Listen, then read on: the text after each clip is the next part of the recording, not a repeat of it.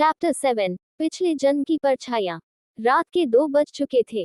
मुंबई की सड़कें बारिश से चमक रही थीं। कहीं दूर बिजली गरजी और खिड़की से आती हवा ने आहना को जगा दिया। उसके माथे पर पसीना था। दिल तेजी से धड़क रहा था। सपना वही था, वही पुरानी हवेली, आग की लपटें, और कोई आदमी जो उसे आर्या कहकर पुकार रहा था। वो उठकर पानी पीने लगी, लेकिन मन में बेचैनी बढ़ती जा रही थी। कौन है ये आर्या, और क्यों ये सपना बार बार आता है? वो खुद से सवाल कर रही थी, पर दिल के किसी कोने में वो जानती थी, ये सब किसी न किसी तरह आरव राजवंश से जुड़ा है।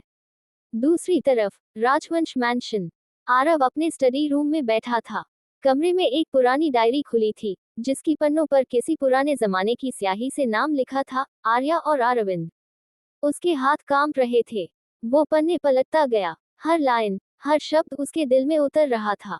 तुम लौट आई हो आर्या, इस बार मैं तुम्हें खोने नहीं दूंगा।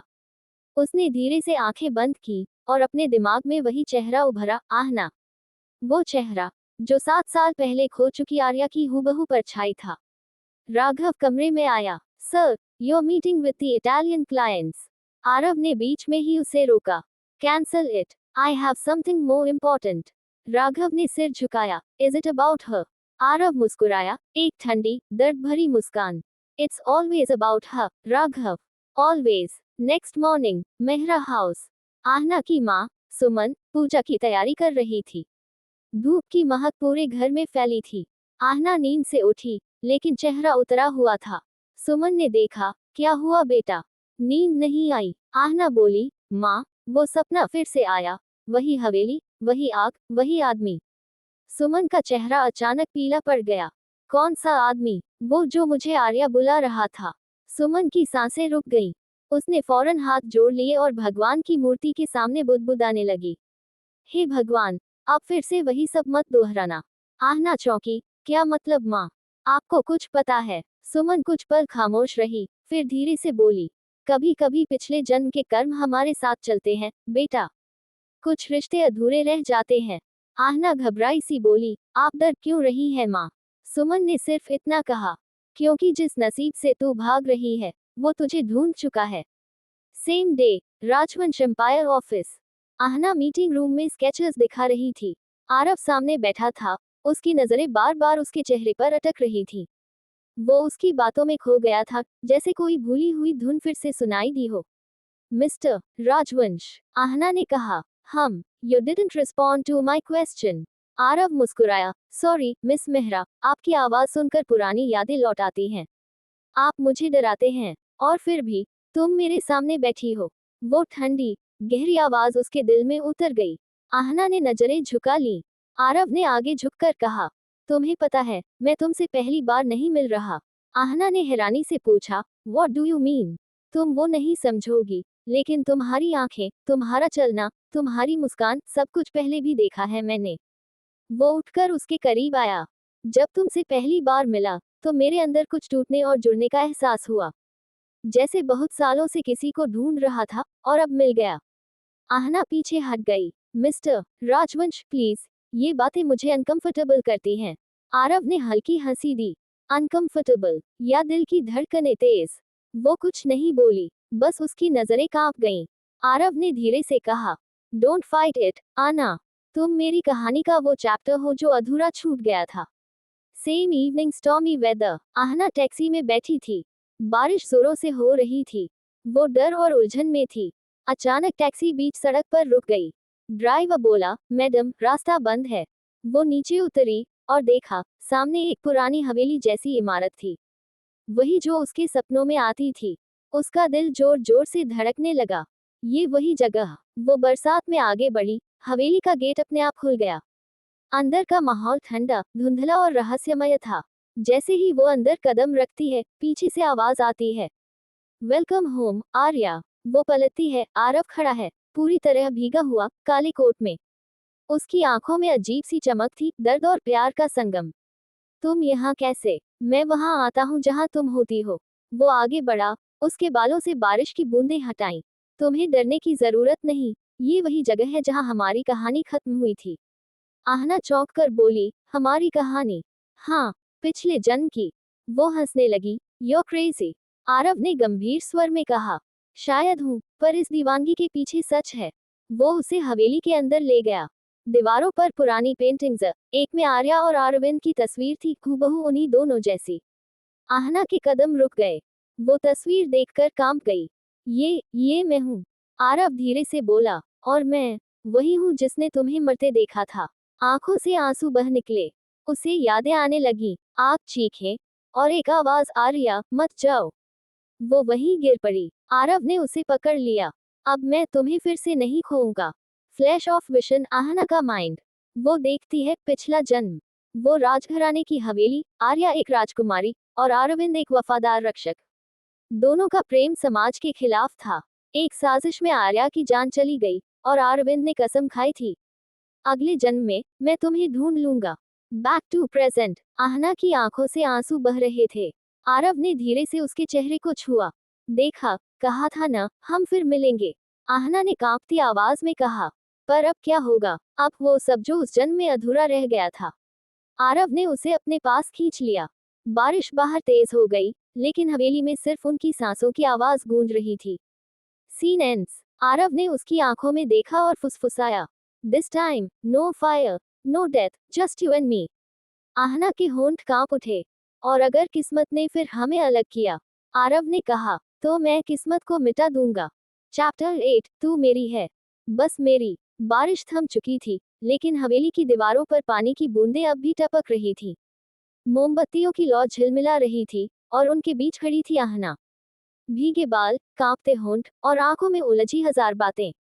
उसके सामने खड़ा था आरव, शांत, मगर उसके चेहरे पर वो आग थी जो किसी ज्वालामुखी से कम नहीं थी। आंखें लाल, पर उनमें सिर्फ गुस्सा नहीं, एक दीवानापन था, प्यार का भी और दर्द का भी। क्यों भागती हो मुझसे? आरव की आवाज धीमी लेकिन भारी थी। आहना ने नजरें झुका ली। मैं नहीं भाग रही, बस समझ नहीं पा रही कि क्या हो रहा है। आरव धीरे धीरे उसके पास आया। उसके कदमों की आहट से पूरा कमरा गूंज उठा। वो उसके इतने करीब आ गया कि उसकी सांसें उसकी त्वचा को छूने लगी। समझने की जरूरत नहीं है, आहना। बस महसूस करो, वही जो मैं कर रहा हूँ। आहना की सांसें तेज हो गईं। उसका दिल धड़कने लगा, जैसे हर धड़कन अब आरव की आवाज पर थमती हो। मिस्टर राजवंश। नाम नहीं, आरव कहो, उसने फुसफुसाया, क्योंकि जब तुम मेरा नाम लेती हो, दुनिया थम जाती है। वो एक पल को उसकी आंखों में देखती रही। वो आंखें ठंडी थीं, लेकिन उनमें इतना दर्द था कि वो पिघल जाए। तुम्हें पता है मैं तुमसे क्यों डरती हूँ? उसने कहा, क्योंकि मैं तुम्हें रोक नहीं पाती। आरव मुस्कुराया, लेकिन वो मुस्कान नहीं थी, वो एक स्वीकार थी, एक खतरा थी। डरना बंद कर दो, क्योंकि अब तुम मुझसे नहीं बच सकती। फ्लैशबैक ग्लिंस। दीवारों पर लगी पुरानी पेंटिंग में आर्या और अरविंद की छवि झिलमिलाई। उनकी आंखों में वही चाहत थी, वही जुनून, वही वादा। मौत भी हमें अलग नहीं कर सकेगी। Back to present. आरव ने धीरे से उसका हाथ थामा। उसकी उंगलियां ठंडी थीं, लेकिन छूने से जैसे आग जल उठी। मैंने सोचा था अब किसी को नहीं चाहूंगा, उसने कहा, पर तुमने वो सब तोड़ दिया जो मैंने खुद में बांध रखा था। आहना ने धीरे से हाथ छुड़ाने की कोशिश की। आरव, ये गलत है, तुम खुद को खो रहे हो।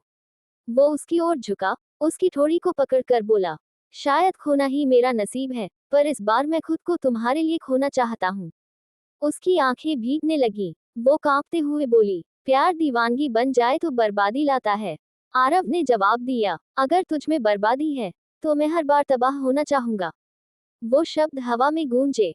कमरे का तापमान मानो गिर गया, पर उनके बीच आग सुलग उठी।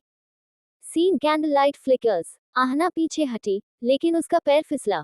आरव ने उसे पकड़ लिया, बाहों में कस लिया। उनके बीच कुछ पल के लिए समय रुक गया। सिर्फ सांसों की आवाज थी, और बाहर की हवा जो पर्दों को हिला रही थी। देखो आहना, उसने उसकी आंखों में झांकते हुए कहा, तुम्हें डर लगता है न कि मैं कुछ कर दूंगा। हाँ, उसने फुसफुसाया, पर डरना तब चाहिए जब मैं तुम्हें छूना बंद कर दूं। वो कांप गई। उसका दिल कह रहा था भाग जाओ, पर उसकी आत्मा कह रही थी रुक जाओ। उसने उसकी तरफ देखा। कभी कभी लगता है तुम इंसान नहीं, कोई अधूरी आत्मा हो जो बस प्यार ढूंढ रही है। आरव ने उसकी हथेली पर अपने होंठ रखे। और वो अधूरी आत्मा अब पूरी होगी, तुम्हारे साथ। Few hours later, balcony scene. रात गहरी हो चुकी थी। चांद बादलों के पीछे छिपा था, लेकिन हल्की रोशनी आहना के चेहरे पर पड़ रही थी। वो रेलिंग के पास खड़ी थी, हवा में अपने बालों को उड़ने दे रही थी। पीछे से आरव आया और उसके कंधे पर हाथ रखा।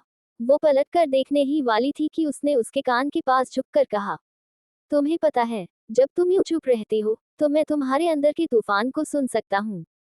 आरव, क्या तुम्हें सच में लगता है हम पहले मिल चुके हैं?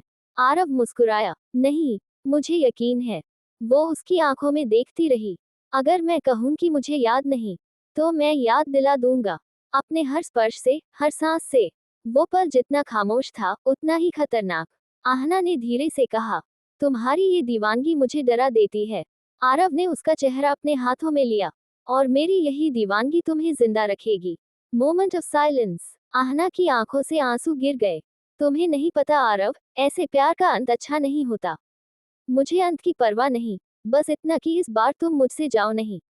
उसने धीरे से उसे अपने सीने से लगा लिया। दिल की धड़कनें एक दूसरे से टकराईं। बारिश की कुछ बूंदें फिर गिरने लगी। इन अ मोनोलॉग आरव, कहते हैं प्यार में दर्द होता है, पर मेरे प्यार में आग है। और अगर वो आग उसे भी छू गई, तो मैं उसे अपनी बाहों में ही जलाकर फिर जिंदा कर दूंगा। Scene switch morning. आहना उठती है, हल्की धूप कमरे में फैली है। टेबल पर एक गुलाब रखा है, और उसके पास एक नोट। You can run, but you'll always be mine, A. उसका दिल जोर से धड़क उठा। वो डर गई, फिर भी मुस्कुराई। पागल, उसने खुद से कहा, पर अंदर से जानती थी वो किसी ऐसे जाल में फंस चुकी है जिससे बाहर निकलना अब नामुमकिन है। Meanwhile Aarav's office. आरव अपनी कुर्सी पर बैठा था, हाथ में वही पुराना लॉकेट लिए जिसमें आर्या की तस्वीर थी। अब उस लॉकेट में दूसरी तस्वीर भी जोड़ दी गई थी, आहना की। राघव अंदर आया। Sir, you're losing focus. This isn't love anymore. Aarav ने उसकी तरफ देखा। तुम गलती कर रहे हो, राघव, ये सिर्फ प्यार नहीं, ये कसम है।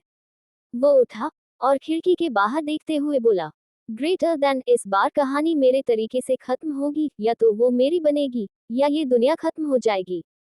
बैक टू आना। वो शीशे में खुद को देख रही थी, आंखों में सवाल, होठों पर कांपती मुस्कान। मैं उसे रोक नहीं पा रही, पर क्या मैं खुद उससे बचना चाहती हूँ? वो खुद से पूछती है, और जवाब आता है, नहीं। Scene and. आहना की नजर खिड़की के बाहर जाती है। दूर एक ब्लैक कार खड़ी है, और उसमें वही नजरों का साया, आरव राजवंश, जो मुस्कुरा रहा है। See you soon, my love. Camera दूर होता है, बारिश फिर से शुरू हो जाती है, और कहानी में एक नया अध्याय खुलने को तैयार है।